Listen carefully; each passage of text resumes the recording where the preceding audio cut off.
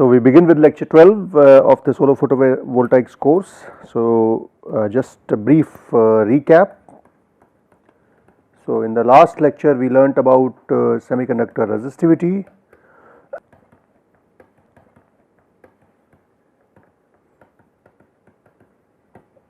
for probe measurement,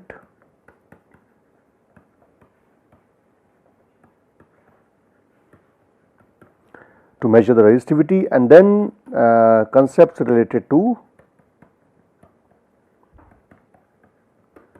semiconductor band diagram. Okay. So,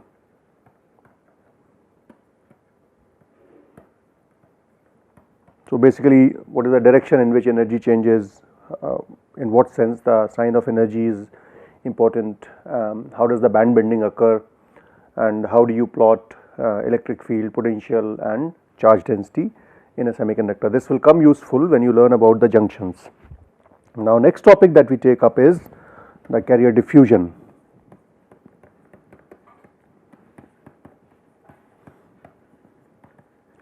So far we have seen carrier drift, which is the movement of charges under electric field. This is movement of charges under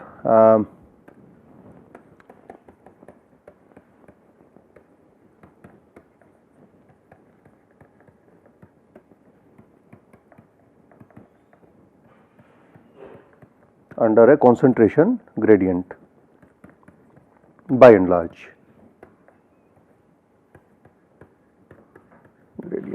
Okay. So, diffusion is basically a physical process in which carriers move from one place to another, and as a result they need to have thermal energy. So, at T greater than 0 Kelvin, every carrier has some thermal energy. So, thermal energy is kT, is the thermal energy, and if you take the so if you have a species like these, and generally, well, you wouldn't have such a ordered state. So, let me just draw. So, if you have a situation like this,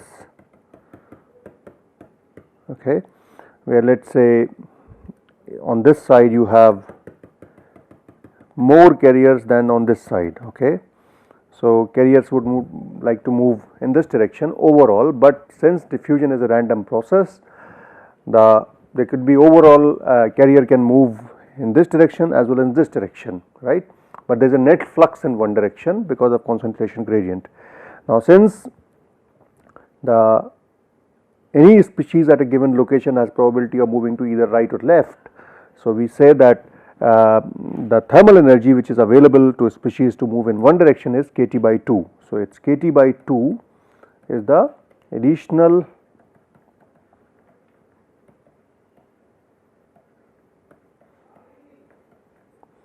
thermal energy which drives the diffusion process. Okay. So, of course, at T is equal to 0 K, you have no diffusion because you have no thermal energy available. It is only at energies higher than 0 Kelvin you have thermal and diffusion taking place. So, the scenario is something like this. Let us say you have a picture like this, in which, so very simplified diagram of how a concentration gradient may look like. So, these are let us say the positive charges.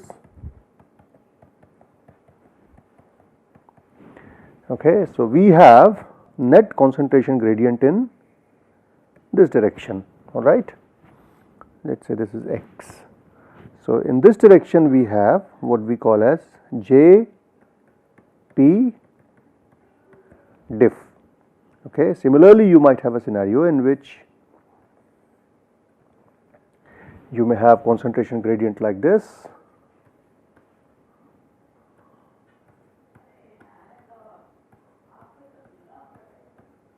So, these are let us say negative charges. So, in this case the movement will also be same. So, movement of carriers will also be in this direction. This is the direction of movement, and the same will be the direction of current, all right. In this case the movement will happen in this direction. This is for negative carriers. If this is x, the distance is scale. So, you have a concentration gradient like this, the diffusion will take place in this direction, but the current will be measured in this direction. So, this will be Jn diff. You can also write it as Jp diff and Jn diff. Okay. Now, of course, these are taken as vectors also, so you can write them in vectorial form. We will in fact eventually write them in vectorial form. All right. So basically we have Jp diff as minus of q. Now, we know that from the Fick's law, the flux J is proportional to dC by dx, that is the concentration gradient, and we write this as J is equal to minus of d into dC by dx. All right. This is the Fick's first law, which, and this minus sign is because of concentration gradient, because charges are moving from higher concentration to lower concentration regions. So, that is why you have this negative sign. Now, if you now correlate the flux of charges essentially is equal to, so let me just write this expression in a slightly different form. So, for positive charges it would be minus of dP, or you can dP into d dx, that charge concentration gradient, basically gradient of charge concentration, and this is nothing but you can say q, this is the total charge, right, q multiplied by nh, right. Okay. So, this will be minus of q dP into dnh divided by dx. Okay.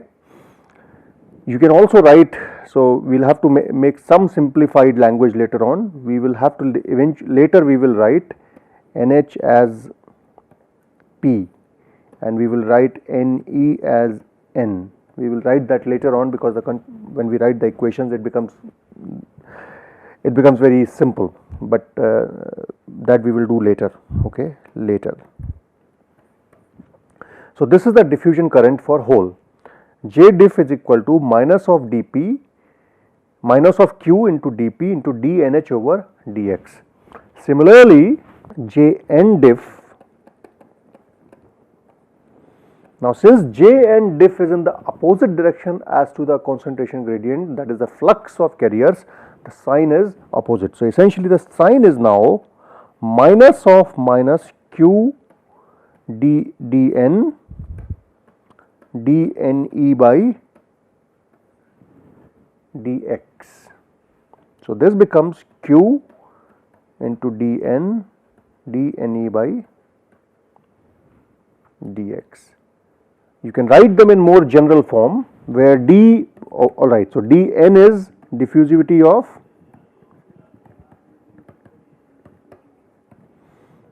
electrons. So, dP is diffusivity of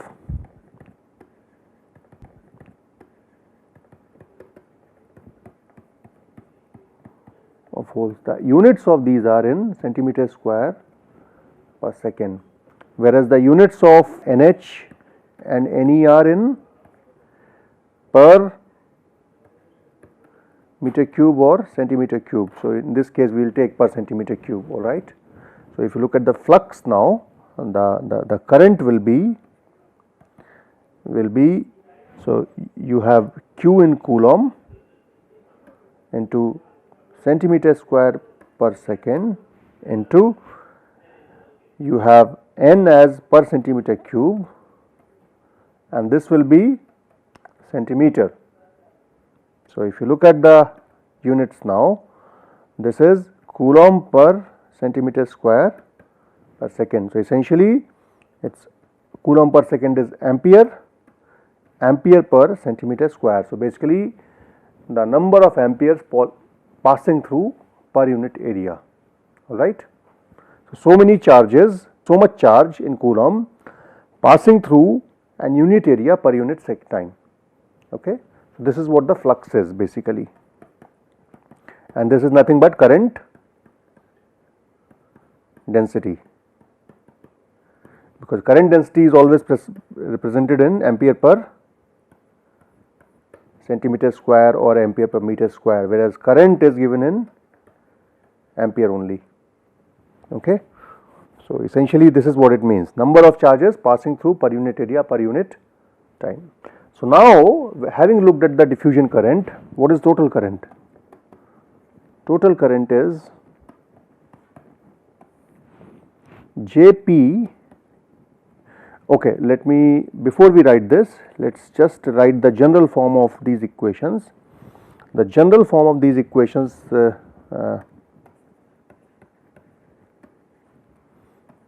general form of diffusion current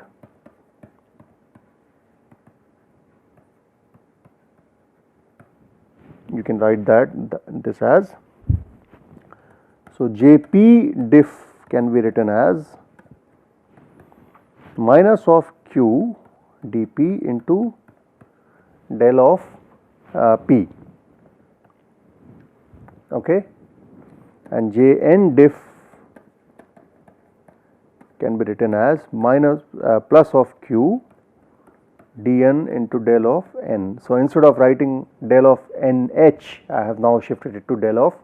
So, essentially what we have done is nh is represented as p and ne is represented as n.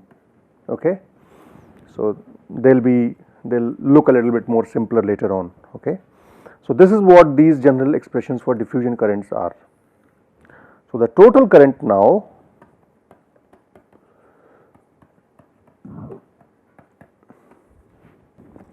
so Jp total is equal to Jp drift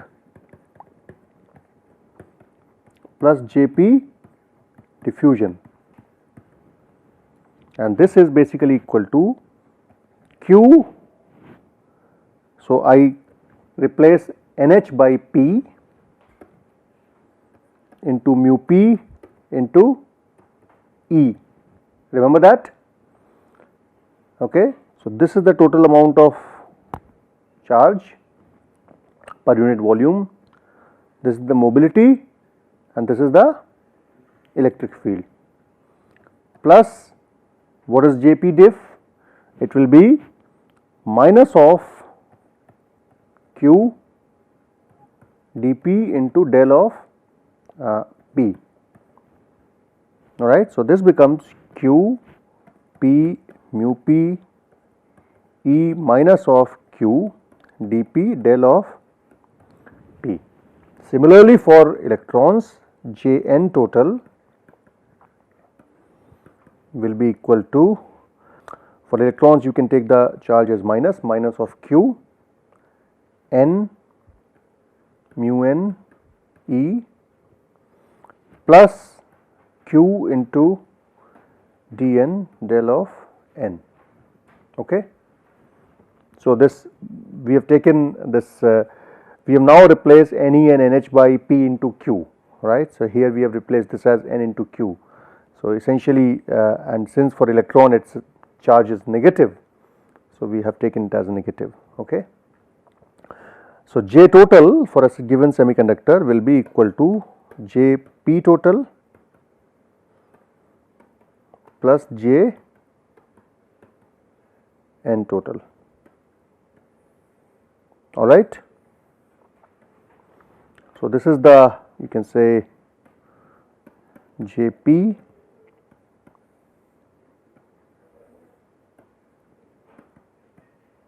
and this is J N. These are three expressions which are important later on. You can see that for holes the diffusion current is negative in sign, it will become because you have this for holes, the holes move in the same direction and current is calculated in the same direction, whereas for electrons the current is measured in the opposite direction as compared to the flow of electrons, alright. So, these are the two expressions that are important for you to understand. So far what we have seen in a semiconductor, you have carriers move under the influence of electric field, or they move under the influence of concentration gradient. So this is about the movement of carrier action. There are few more things which happen in semiconductor which are important from the perspective of solar photovoltaics, is generation of carriers and loss of carriers. Okay. So this is called as, so you can say this is semiconductor X. So here you have electrons, you have holes, so they move, but now the question is, do they move with the same concentration, or do they get lost at different places, or do they get increased at under various conditions? So for example, what will happen when you shine light on semiconductor? You expect that carrier concentration will increase if light has sufficient energy to excite more carriers. Or what will happen if you have impurities, if you have defects in the semiconductors, the carriers might face a grain boundary, carrier might face a trap or something like that, they will get lost. So this process, in addition to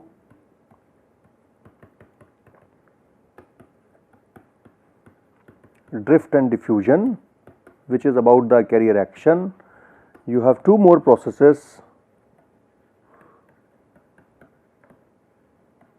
So they will determine the net flux, but the flux is also affected by two more processes, which is called as recombination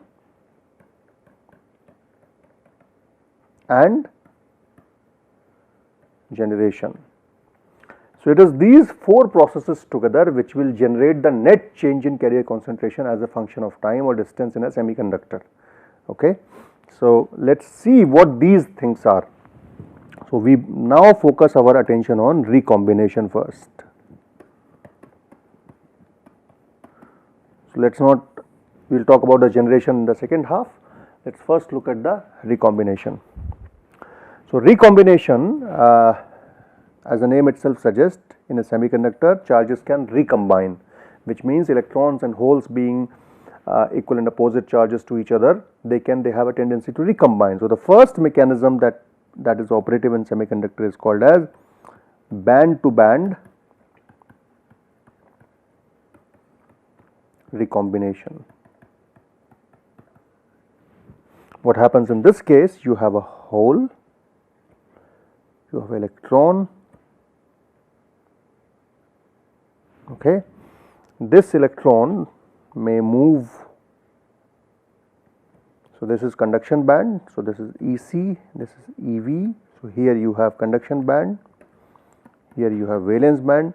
The electron may relax from conduction to valence band to recombine with the hole. In the process, it will lead to a photon, okay, of energy E. So this is band to band recombination, which is called as radiative recombination. So it has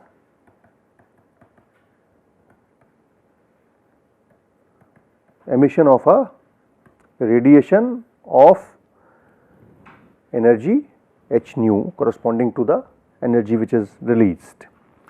Another process which is called as RG recombination, or it is called as generation recombination, or you can say the trap assisted recombination. What happens in this case is you have a band. So you have so this is EC, this is EV. You have a trap somewhere sitting in between. So this is a mid gap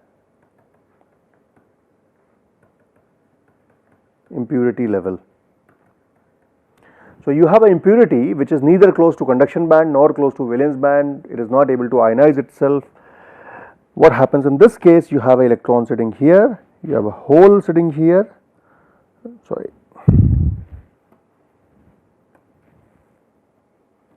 The electron and hole may reach here and they may recombine, and this kind of recombination is called as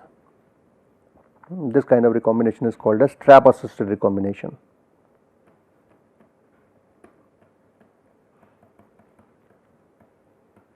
And this is a very common mode of recombination because impurities are present in. So this could be impurity, it could be defect, something like that. It could be, for example, vacancies, it could be dislocations, all of them they create defects at the mid level. So every defect has certain energy level. So when you map that energy with respect to conduction and valence band, it is often in the mid gap position, and that helps in carrier recombination. So electron may come here, hole may go there, recombine. Alternatively, electron may go here first, then it may go there first, and then it will combine with hole, leading to recombination. Okay. So this leads to generally release of heat or phonons. So this is called as non-radiative recombination. Okay.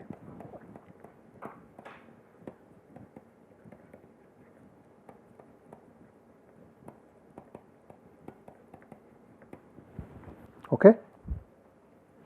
And the third common mode is recombination via shallow levels.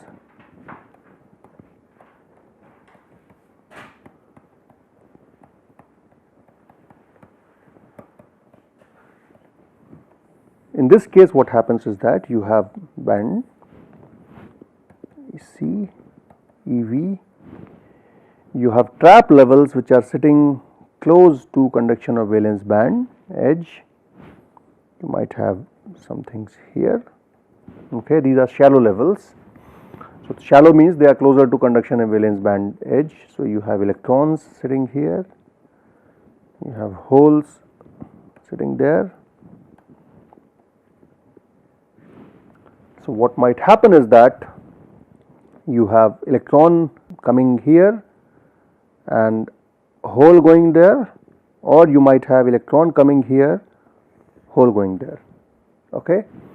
So it happens via shallow levels. So again you have, in this case you may have some radiation coming out of appropriate, because this energy release is quite large.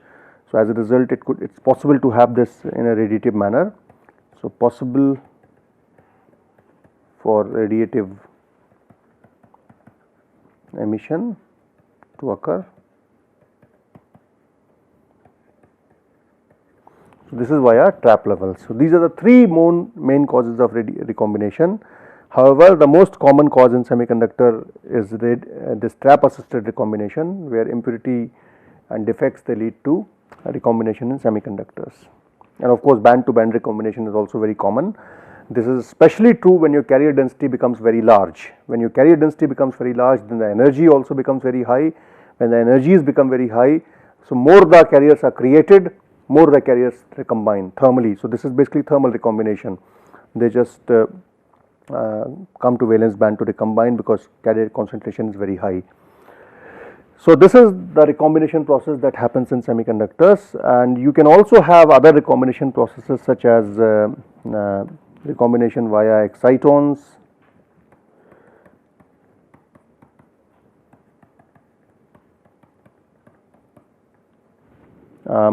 you can have Auger recombination.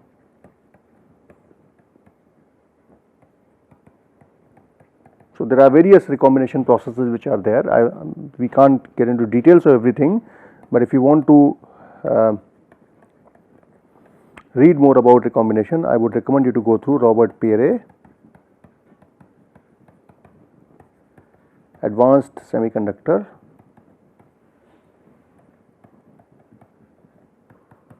Fundamentals, Volume 6. Okay. So go to this book. So this is about recombination. The main methods of recombination are band to band recombination and trap assisted recombination. There are other methods as well, but they are less common as compared to the first two. And then we have generation. So first we just look at the processes and then we quantify them. Okay. So generation happens first because of thermal generation. So you have EC, EV for a band diagram of semiconductor.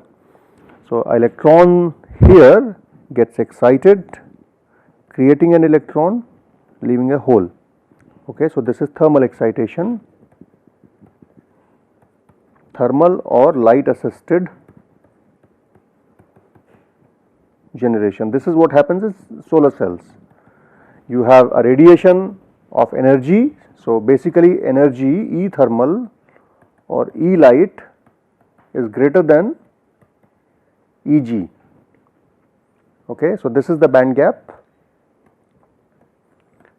You need to overcome this energy to thermally excite or photo excite the carriers. So what it requires is that energy of radiation or energy of the heat, the thermal energy has to be larger than the band gap. So this is called as band to band generation. Very common mode of generation in semiconductors. Second generation mechanism is, which is because of defects. So you have EC, you have EV, you have trap somewhere here. So you provide some thermal energy. This thermal energy leads to creation of carriers in this fashion, so that you create a, so electron from here, it first goes to this stage, then it goes to this stage. So energy is provided in parts. You don't get like all of the energy in at once. So this is called as RG center generation. Not very common, but is possible. And then of course you can have photo emission from band gap centers and impact ionization that can also cause, but these are two major modes of generation. The other modes are photo emission from band gap centers, such as traps, okay, energy levels, and then you can have carrier impact ionization assisted.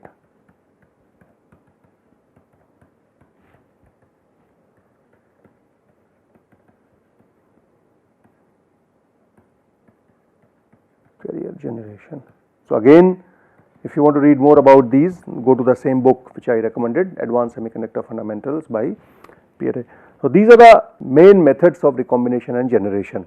How do you quantify them? So for quantifying them, we have what we called as RG statistics.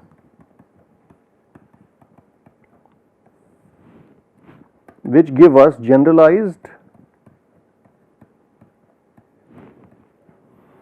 rate relations, because these things, and bring some time dependence into picture. So basically we say del n by del t Rg is time rate of change